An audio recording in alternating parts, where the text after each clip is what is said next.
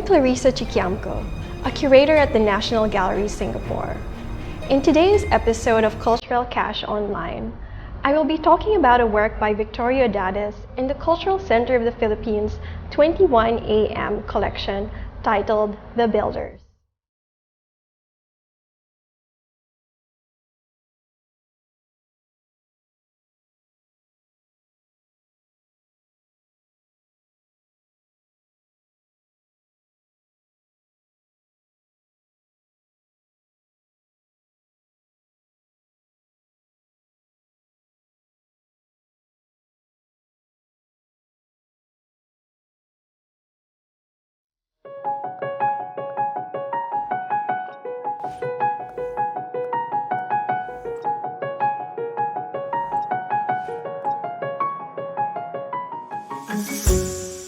I have seen the builders before, hanging at the Cultural Center of the Philippines in the same room where art talks are usually held. The talks at CCP, meant to generate thinking and discussion on Philippine art, were taking place in the presence of this painting, which also provoked thinking and discussion on art during its first exhibition in Manila in 1928.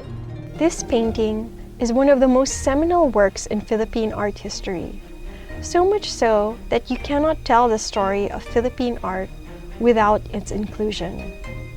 It was painted by Edades, who is a giant of Philippine modern art. In this work on Philippine labor, you can see men in different states of lifting and moving heavy boulders. Edades painted them naked, exposing the form of the human body as it is being pushed to its limits. The men have bulbous muscles, which Edades exaggerates in shape and accentuates through the use of lighter colored pigments highlighting the area. It is evident that the men Edades is portraying are not juveniles who have just started working. They are seasoned laborers whose bodies have adapted over time to carry the heavy materials to use in construction. Despite their muscular features, they are still challenged in moving these massive boulders to build an unspecified structure. In one figure on the right, the man rests a rock on his thigh. We can imagine it must have been so difficult to pick it up from the ground that he needs some respite before carrying on with his task. On the left, a man cradles a rock bigger than his head on his neck, shoulder, and arm. His head is forced to tilt to the side to make way for this heavy object. In the foreground, there are two men attempting to lift a massive elongated stone together. Their heads are bent in intense concentration, like the figure on the right who is even fully bowed down. It is as if they are summoning all their strength and willpower for the task at hand. In contrast to them, there are two central figures with their heads raised, looking upwards. Already carrying boulders, they seem desperate for some reprieve, like asking for mercy from their arduous exertions. In the background, we see these multiple dark figures who are leaning back, evidently trying to pull a cart full of these large rocks towards them. While the painting has contrasts of lightness and darkness, notice that the colors of the stones are painted in the same colors as the bodies which feel and handle them. Shades of brown, beige, and green, colors which evoke the earth. Boulders, forms created by nature, meld with the human physique which emulate their physicality.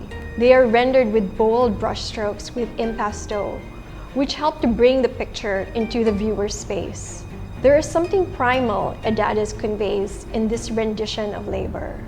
Edades, born in 1895, painted this artwork as his master's thesis during his studies abroad. After graduating from high school in the Philippines in 1919, Edades journeyed to the United States, taking up a Bachelor of Fine Arts in Architecture and Painting from the University of Washington in Seattle, followed by a Master of Fine Arts in Painting from the same school.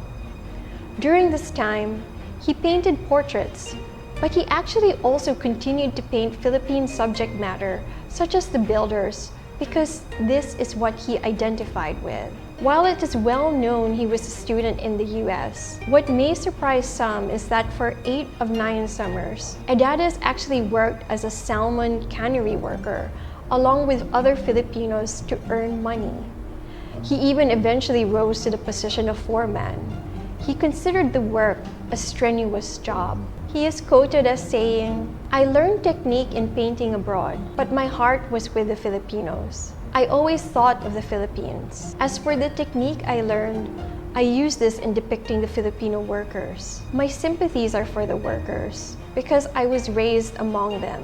And in Alaska, I lived and worked with laborers." Thus, the milieu, the environment of an artist, is reflected in his works, plus, of course, what he gained of universal truth. It might seem that his sentiments would have been well appreciated when he returned to the Philippines in 1928 and exhibited this work in his solo exhibition that same year. Instead, the exhibition was considered controversial. From today's perspective, it is hard to imagine what could be so contentious about this work and Edades' exhibition. But we have to remember that at the time it was exhibited, the Philippine art scene was dominated by the art of Fernando Amorsolo. Amorsolo was popular for his very idealistic scenes of Philippine life in the countryside.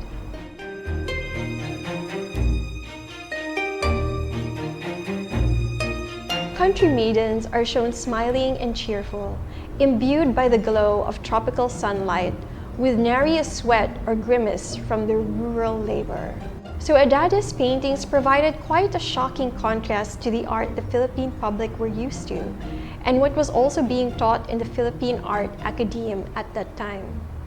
Amorsolo had many followers, and later became the director of the School of Fine Arts at the University of the Philippines. Edades, however, refused to give up. If he could not make a living as a painter, he would then teach. He established himself at the University of Santo Tomas, growing the Department of Architecture into the College of Architecture and Fine Art. He recruited Carlos Botong Francisco and Galo Ocampo, two artists who believed in his ideas of modern art, and the three of them collaborated together to create murals to reach the public.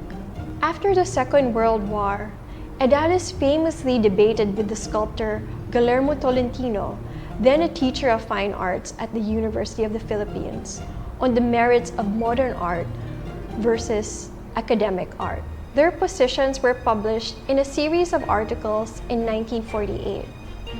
While Tolentino privileged craftsmanship and beauty following realistic or ideal proportions, Edades favored innovation, particularly in self-expression, drawing from one's own experiences and surroundings.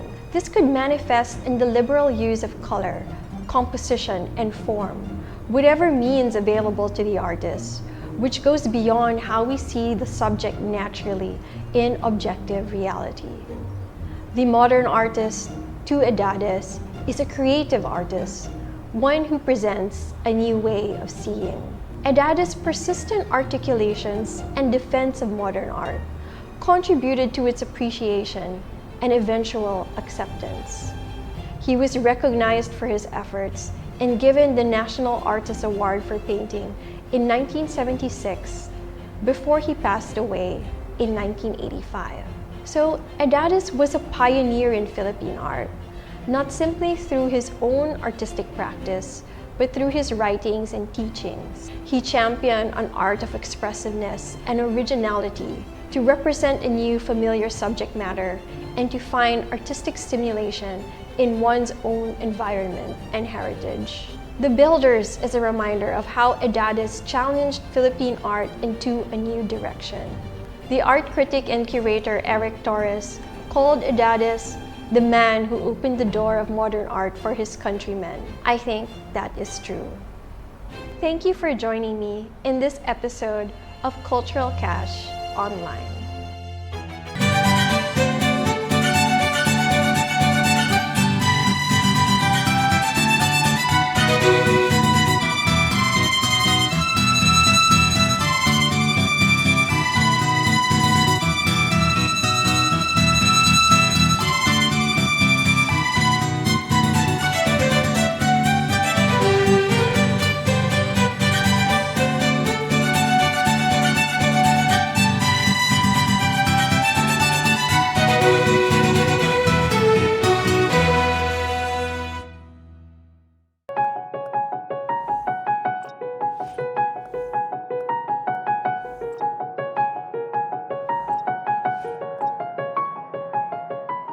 you.